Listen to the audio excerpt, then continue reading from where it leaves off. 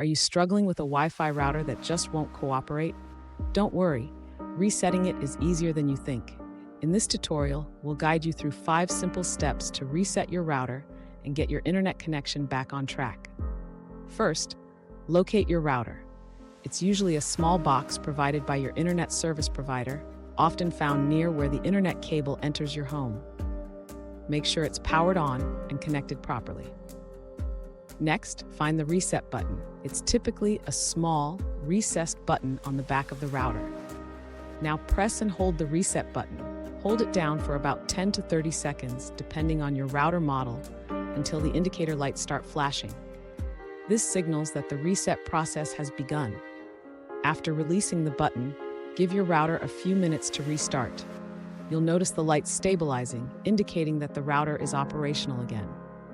Finally, reconnect your devices to the Wi-Fi network. Use the default Wi-Fi name and password printed on your router, or consult your service provider's documentation if needed.